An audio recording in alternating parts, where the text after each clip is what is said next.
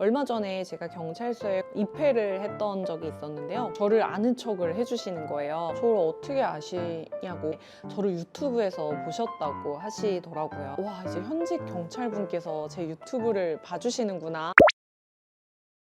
네, 여러분 안녕하세요. 박영주 변호사입니다.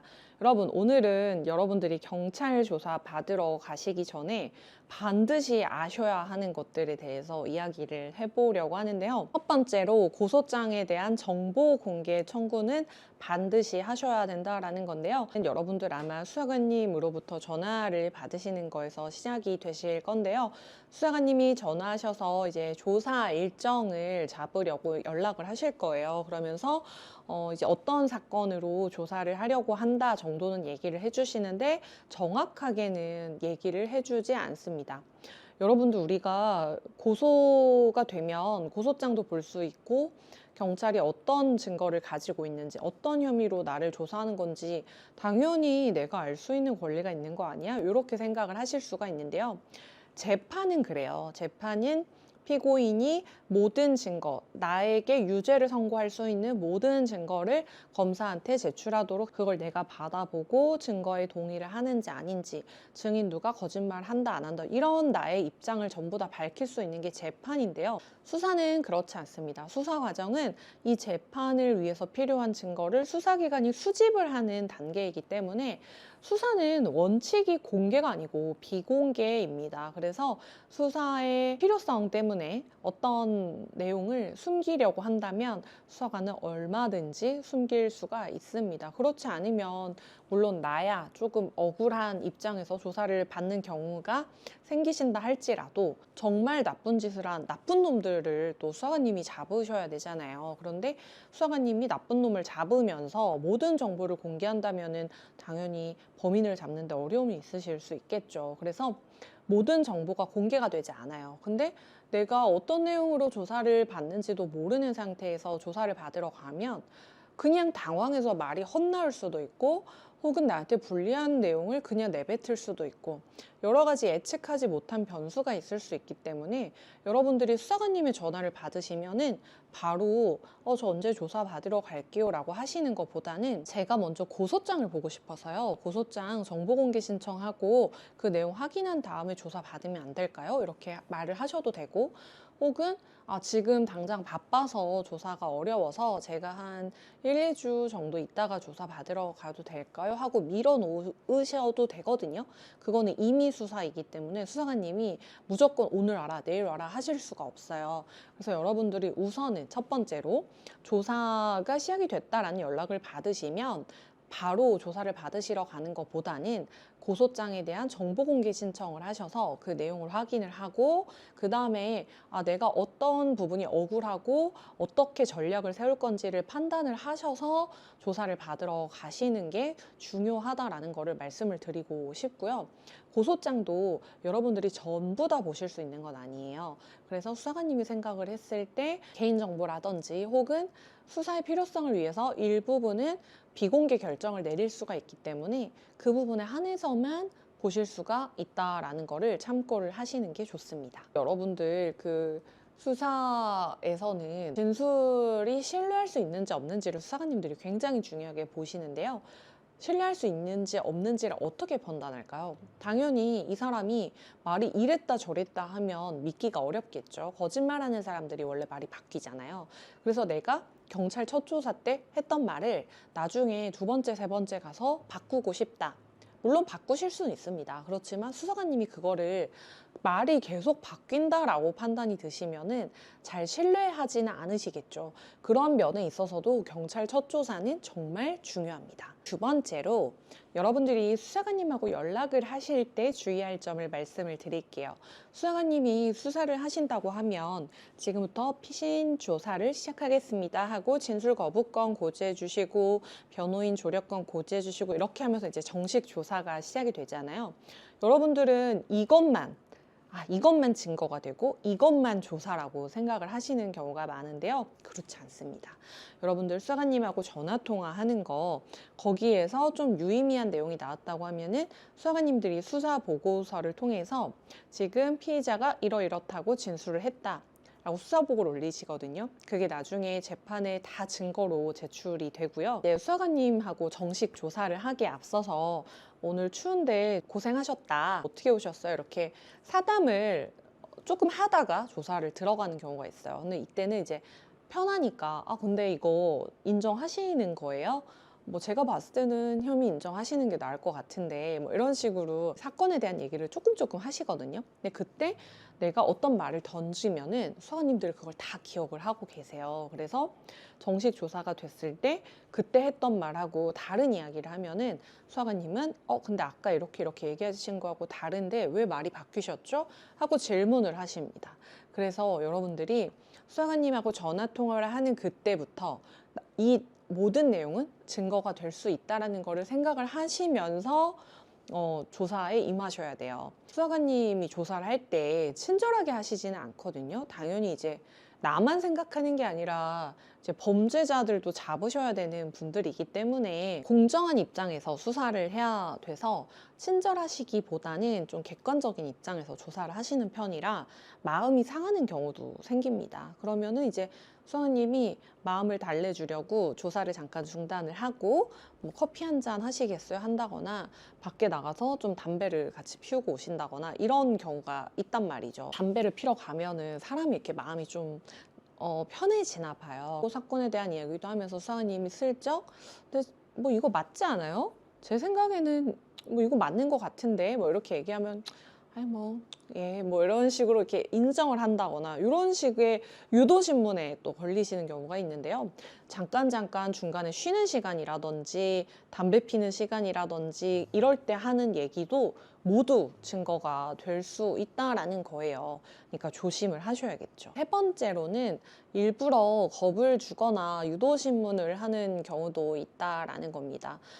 예전에 우리가 영화를 보면은 수사관님이 조사를 하면서 어두운 방에 단둘이 남아서 소리를 지른다거나 뭐 의자를 부순다거나 폭력을 쓴다거나 이런 게 드라마 속에서 나오잖아요. 근데 실제로는 그렇게 할 수는 없습니다. 단둘이 있는 장소는 없고요. 대부분 오픈이 되어 있는 곳에서 조사를 하게 되어 있어요.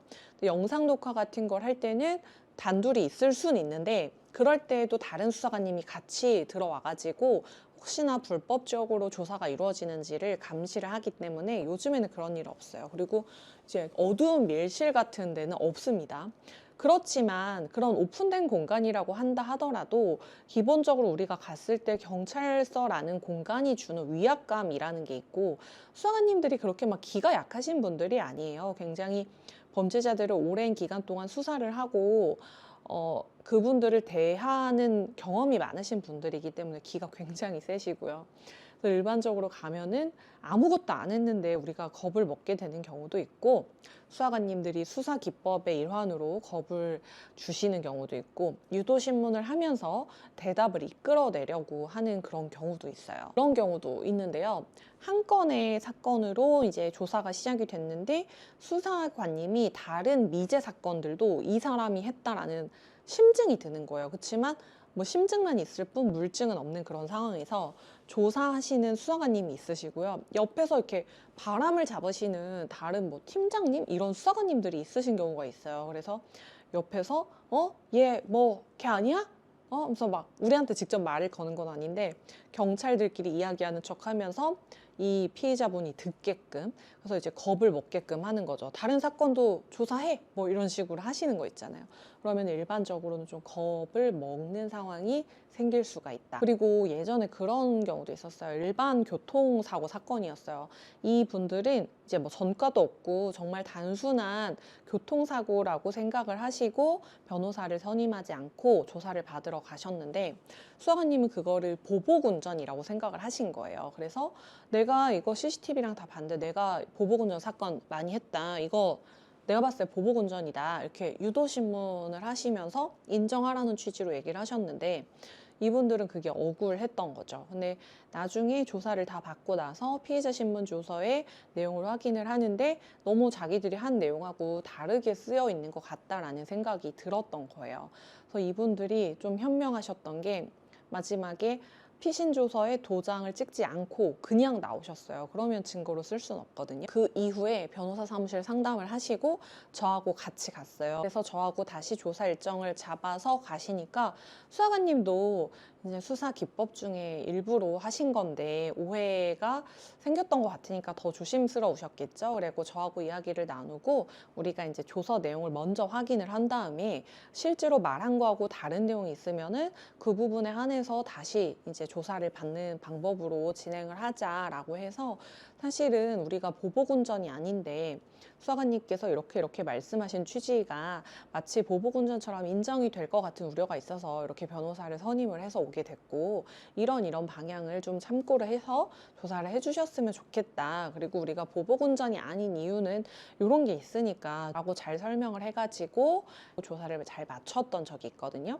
그래서 변호사의 도움을 이렇게 받으셔도 좋고 받으실 수 없는 상황이라면은 이런 수사의 기법이 있기 때문에 여러분들이 이런 부분은 좀 대비를 하고 조사를 받으시러 가시는 게 좋다라는 부분도 좀 알고 계시면 좋을 것 같습니다. 마지막, 여러분 마지막으로 여러분들이 많이 하시는 오해 중에 하나가 뭐냐면 내가 이렇게 억울한데 당연히 경찰이 알아서 증거 조사를 해주고 얘기를 들어주고 무혐의 무죄 해주겠지라고 그렇게 생각을 하시는 경우에요. 이거는 수사는 아니지만 형사재판을 제가 갔었는데요. 저희 사건이 좀 밀려가지고 앞 사건을 보게 된 적이 있었어요. 판사님께서 피고인한테 이 A 사실 맞습니까? 라고 물어봤어요. 그런데 이 사람이 그 사실 그거 완전 거짓말이라고 하면서 이거는 뭐 예를 들어서 철수한테 물어보면 아니라고 얘기해 줄 거라고 이건 누가 봐도 새빨간 거짓말이다 이렇게 얘기를 하는 거예요.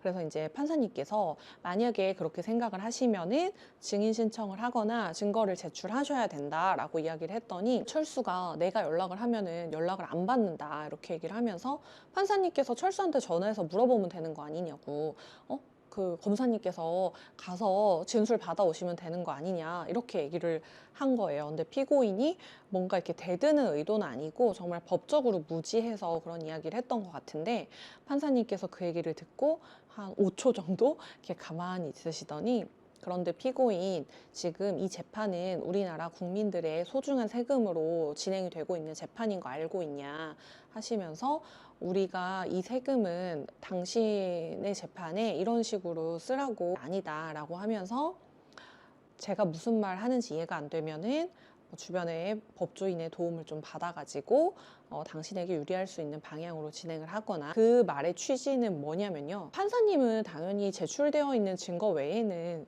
다른 증거로 판단을 할 수 없다라는 뜻이었지만 수사도 마찬가지예요. 만약에 철수라는 사람의 증언을 통해서 나의 무죄를 입증할 수 있다면은 적어도 내가 진술서나 어떤 그걸 증빙할 수 있는 자료는 스스로 내셔야 된다라는 거예요. 수사관님한테 철수한테 물어보세요. 철수가 다 알아요 하면은 수사님이 철수한테 전화해서 뭘 어떻게 물어봐야 되며 하나부터 열까지 참고인한테 그거를 경찰서에 와서 진술을 하라고 할 수는 없는 거거든요. 시스템적으로.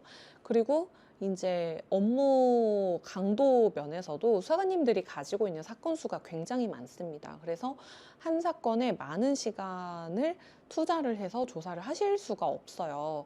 그래서 이제 내가 만약에 철수한테 진술을 받고 싶은데 철수가 진술을 안 해준다고 하면은 어쩔 수 없이 수사관님에게 협조를 요청해야겠지만 협조 요청을 하실 때에도 최대한 수사관님의 일을 덜어줄 수 있게끔 이런 부분에 있어서 철수가 입증해 줄 수 있고 이런 부분은 이런 증거로 입증이 되기 때문에 나는 이런 면에서 무죄입니다 정도는 스스로 방어권을 행사해서 입증을 하셔야 되는 거지 내가 가만히 있는다고 해서 모든 것을 수사기관에서 해결해 주지는 않는다는 거죠.